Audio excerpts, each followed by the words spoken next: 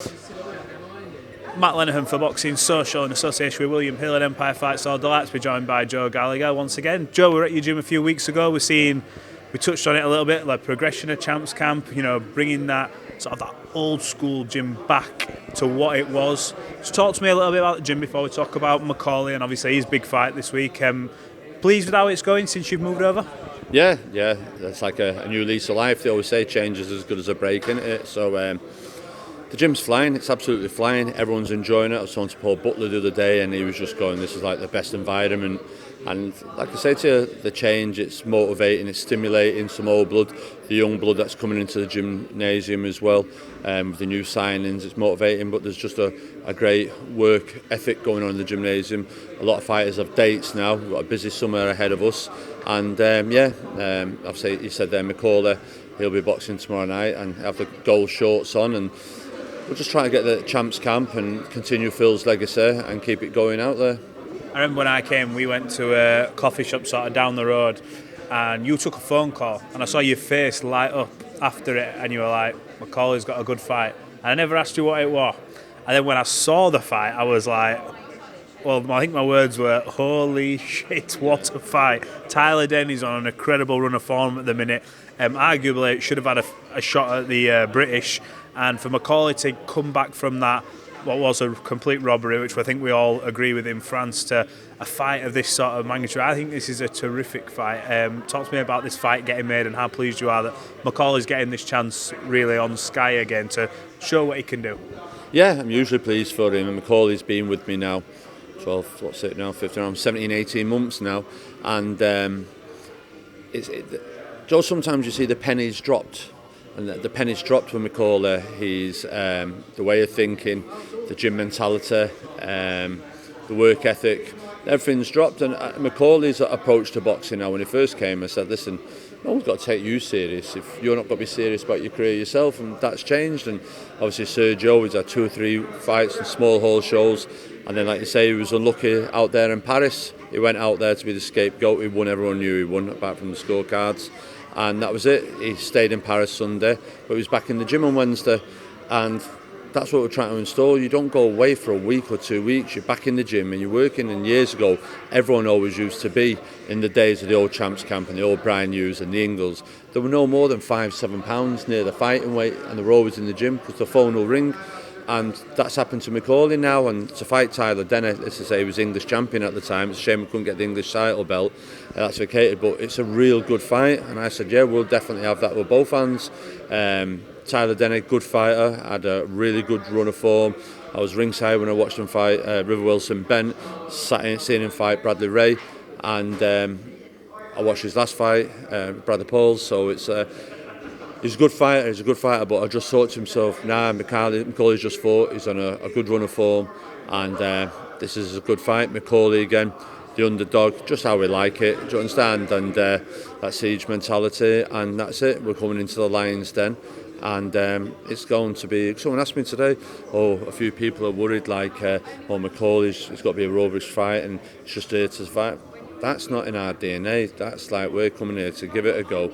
And that's it, and we're coming here to get the win, and we'll give it a good go getting the win. And I think it's lots of talk sometimes about fights of the night and all that, but I generally think this has got to be the fight of the night. I've said this to a few people. I think the Sean McComb fight and Casey Benjamin's a very interesting fight, that European title. But for me, with how Macaulay, a switched on Macaulay, can fight, and how we've seen Tyler fight against these fighters who, let's be honest, I think we're put in with him, like Brad Raid come off a terrific knockout on the Carnbrook undercard. He was expected, I think, to come in and beat Denny, and Denny's just gone no bang. Put these two together. I think it's a really good domestic fight, and they've both got their own attributes. But when I speak to Macaulay last time, he's very realistic. He said, when you, not this interview, the previous one, he goes, when you grow up, you always say, I want to be world champion, I want to be this, that and the other. He says, but for me, he goes, I'd love to be British champion. He says, that would mean the world to me. It comes from the hard hats, the going to work, going to gym, going to work, and he was very much like, look, that for me would really be the one. And then whatever happens after that sort of happens. Do you think this a victory over Tyler Denny would sort of put him in there now for them in the mix to fight for a British, and so he can realise them dreams. Yeah, I think it'd be a huge win over Tyler Denny. It'll sort of upset the apple cart for a lot, but then it just puts Macaulay into a really good position for a shot at the British title, whether that be at super welterweight, light middleweight, or middleweight. I just think it's a huge opportunity for him. And even the fight, and it's close, and we lose, and it's close. The fact that Macaulay has pushed him that well, I think it's a win-win, this fight for Macaulay. And the sparring, the people that have been in and sparring with him, everyone's come away going, didn't expect that from Macaulay. And it's like, no, but he's switched on, and he's trained hard, he knows what he's had to do. You know and I know, he comes to the gym, then goes and works on a building site, and this time, like I say, fight week, he's not been able to do that. He's had a proper week, do you know what I mean? And yeah, I think there's huge opportunities for Macaulay. But like you say, Tyler's like being the away fighter, worked the way he feels he should have been pushed on. So both might say they have a little bit of a chip on the shoulder, and rightly so, aimed at Macaulay, but I also don't think that's Macaulay. I just think that's Manchester in itself. Mancunians all have that little bit of an attitude or a bit of a swagger. So that's it. I wouldn't necessarily. It's a personal thing. It's just that's how it is.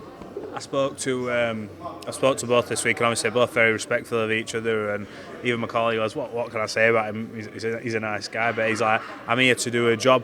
I spoke to Macaulay about the judging and things like that, and for someone who was blatantly having it taken away, the fact that that's now completely at the back of his mind. Do you, as a coach, are you sort of past that now, and you've seen it that many times where it's like, we can't control it, so it just is what it is, kind of thing?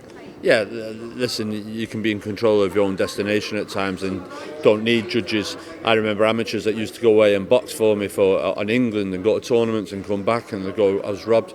And wasn't that funny? I said, I've never heard Rigondeaux say he's been robbed at any of these tournaments at the time. And he never was. And basically, if you're good enough, you'll get it. So we didn't get it, we should have got it, but you allowed him nick the last round on you, so do you understand? That's it, so lessons learned.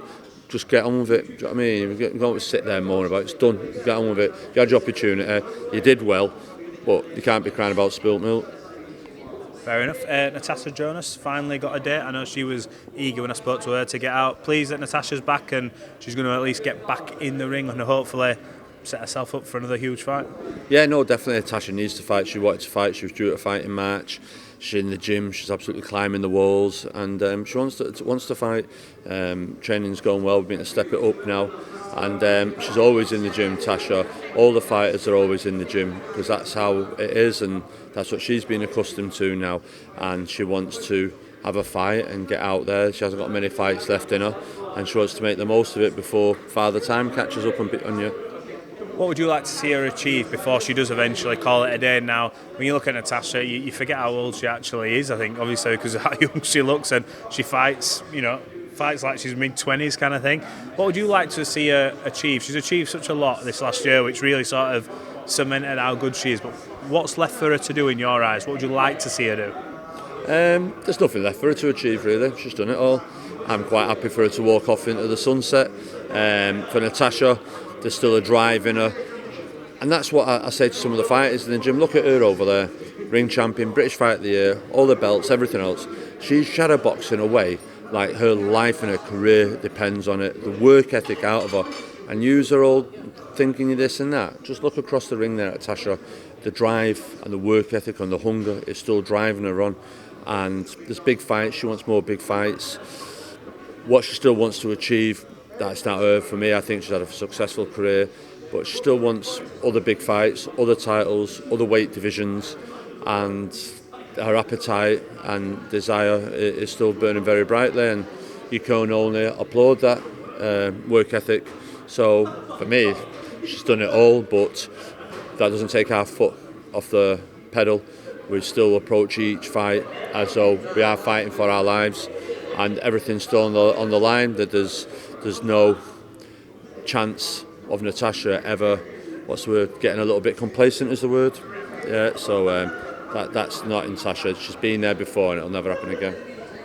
You've trained a plethora of fighters throughout the years, world champions, a list of who's who kind of thing. Where I don't going to ask you to rank them, but how much of a pleasure has it been to sort of see Natasha on this journey, where she's come from to where she is now? It must be quite pleasing as a trainer seeing where she's actually got to.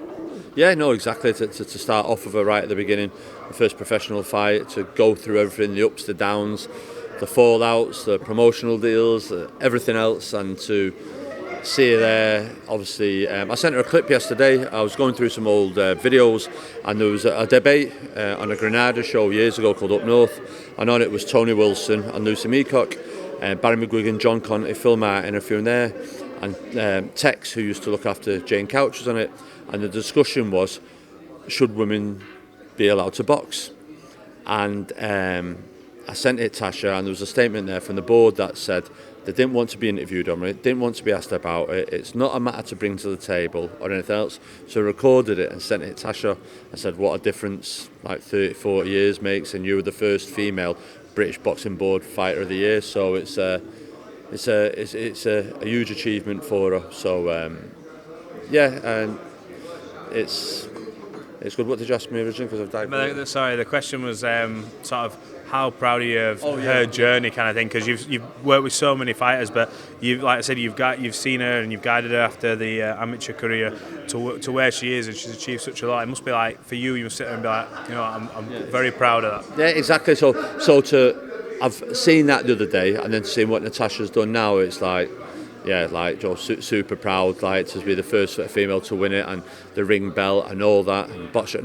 It's just fantastic. And Natasha, not just for all she's achieved, but just as a person and as an athlete, she's just first class. Do you know what I mean? There aren't many you come across in life, and especially not in this boxing game. And I've said to everyone quite openly, I'll miss her when she retires from the sport. She's like right up there of one of the best of being able to not necessarily train but coach and manage as well. She's trusted the process, trusted things that we've done, and she's listened, and that's all you want fighters to do, is just listen and trust the process, and Natasha's done that and she's reaped the rewards. Let's hope when, in like however many fights she has now, that after that she just stick around boxing, because she's brilliant at analysing fights. I think she got home on Sky Sports for that by the look of it. Well, she's just got a manager's licence now, and she's just signed a first fighter, manager-wise, Mikey Talon from Liverpool. Exciting young lad, 18, only a flyweight, won everything as a junior, as an amateur and all that.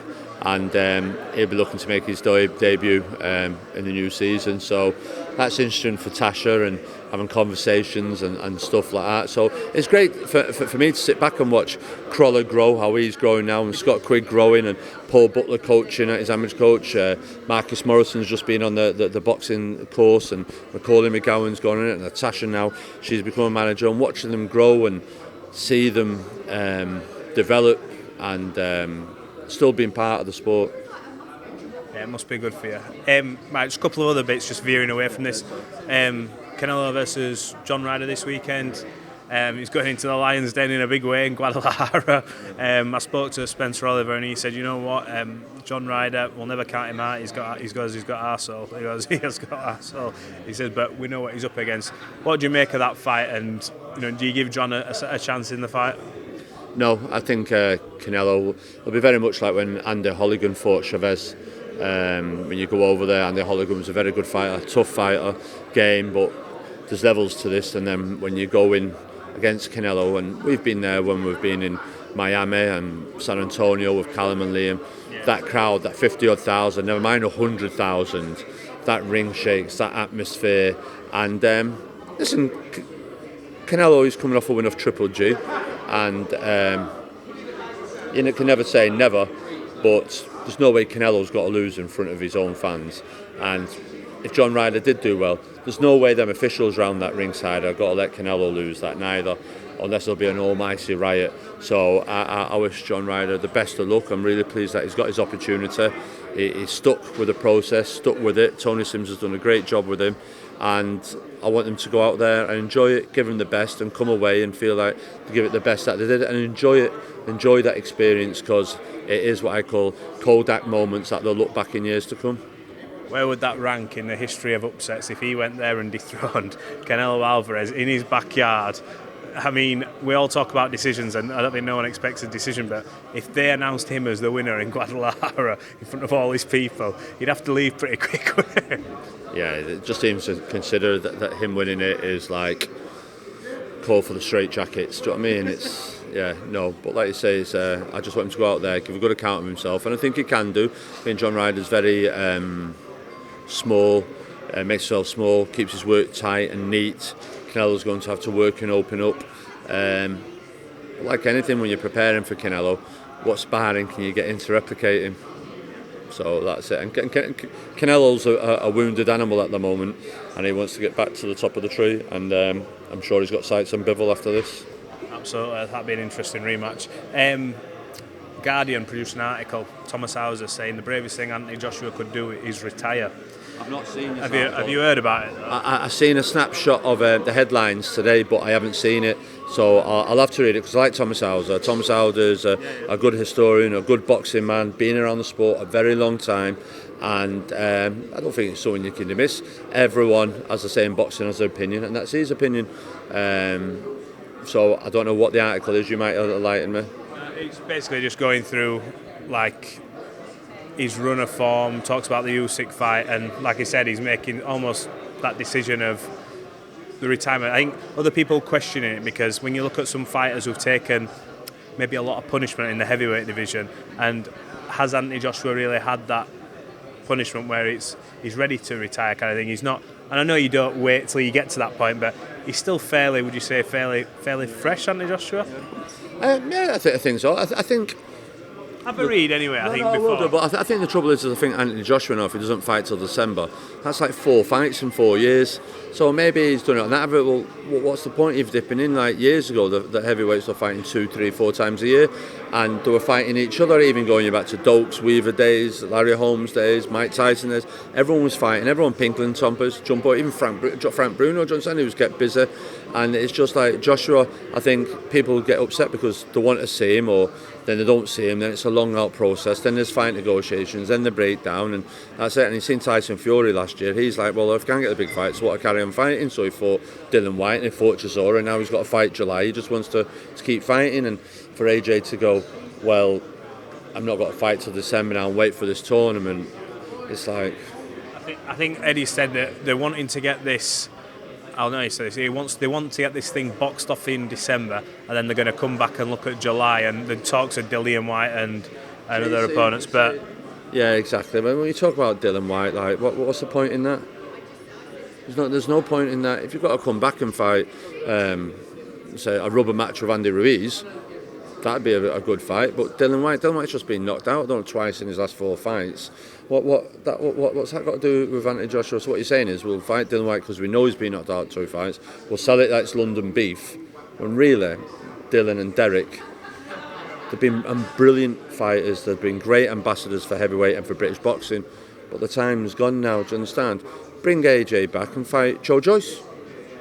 Yeah, that's a good fight. Yeah, it's more. I think before the Joe Joyce's last fight as well, many were saying Joe. We think they were favouring leaning him against. Or AJ versus Chang. Yeah. That's a good fight. Why don't we say that? Yeah, it's an unbelievable fight. Do you understand? They're the type of fights. You won't put Chang in the people saying the top 5, but he'd be definitely in the top 10. But you do really have to seriously consider him. And when you're on about tournaments out and thingy, then Zhang's short name's surely got to be in it, somewhere around it. Do you know what I mean? And I think if he isn't in it, then he should get the opportunity. If Tyson Fury is fighting Andy Ruiz, then get Anthony Joshua to fight Zhang. Do you know what I mean? Deontay Wilder will fight whoever he'll fight, and Usyk will fight Dubois, or what's the other kid that just beat Zhang? Hrgovic. Do you understand? So they could have done it as a World Boxing Super Series, Super 8, and done that, and having the summer now. Can you imagine? Fights. So you could have done that in the summer with them 4, and then we're into the semis and the final. Do you know what I mean? It's boxing. I mean, I think the way the Salons did the Super Series were brilliant because everyone had to fight each other at some point. Finally, from me, Gervonta Davis, Ryan Garcia, I want to get your opinion on the fight. I'm assuming you've watched it. I was there live. Brilliant build-up. good fight. The ending was the ending. A lot of people online were saying he quit.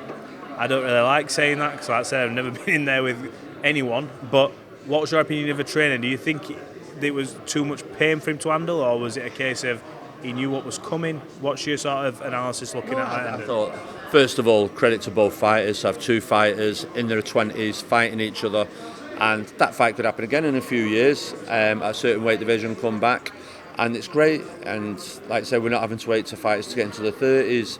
And they're getting on with it. I think the Tank's brilliant. I've seen him live numerous times, and I just think he's a fantastic fighter. And Ryan Garcia, he's had his big, I won't say his big test because he's had tests before and he's come through them, but it's how he bounces back from this now. Obviously he pulled out not long ago, mental health issues, we'll see this, but to say a fighter quit, it reminded me very much of the shot that Hopkins did, De La Hoya did. Didn't seem much at the time, but it was. But so you've got hit there and you breathe and you stand up and you're still feeling the effects of it. You're looking across the ring and you've got the Tank there as a murderous puncher. It's like, why? Do you understand? I've given it my best, hurt.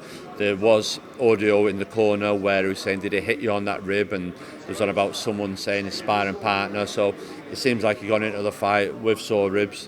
Gervonta's mabs obviously landed on that sweet spot. And listen, that's it. But he'll go away, rebuild and come back again. But I'd love to see now the Tank fight Shakur Stevenson's or the winner Lomachenko and Hayner. And that division, and I think they can be like the exciting boxing at the moment, the four kings in a way, that they all fight each other. I mean, Loma's getting a little bit old, but the rest of them are all coming into the prime and everything else. Do you know what I mean? I think they'll be fantastic fights. 100%. I think Gervonta Davis versus the winner of Haney Loma, get the winner to face Shakur, even losers face each other, then just keep going round and round. I think these are the type of fights that keep boxing going. Yeah, no, definitely 100%. And it's like, we have an opportunity there now, obviously, with the light heavyweights as well. We all want to see Yard and Buatsi, but that might happen, it might not happen. Understand? I think that's a great domestic fight. In the meantime, while your Bibbles and your BTBs are fighting, that's a great fight to happen. Do you know what I mean? For British boxing in a world final eliminator. Do you know what I mean? I think that's a great fight. You just like I said, I loved that last week. Obviously, Garcia and Davis, because it was like, how often do we get it? But we're so made up with it because it's not as happening as much as what it should be. Does that make sense? So yeah, I'm really looking forward to the Katie Taylor-Chantal Cameron fight. I think that's a really good fight. Conlon, that's got to be a good show. There's some good shows coming up, good fights. So Wood Lara again, rematch. Yeah, Wood Lara, that's another fight. I forgot about that. Yeah, so there's some really good fights, but you just want the boys on the big stage to do it all.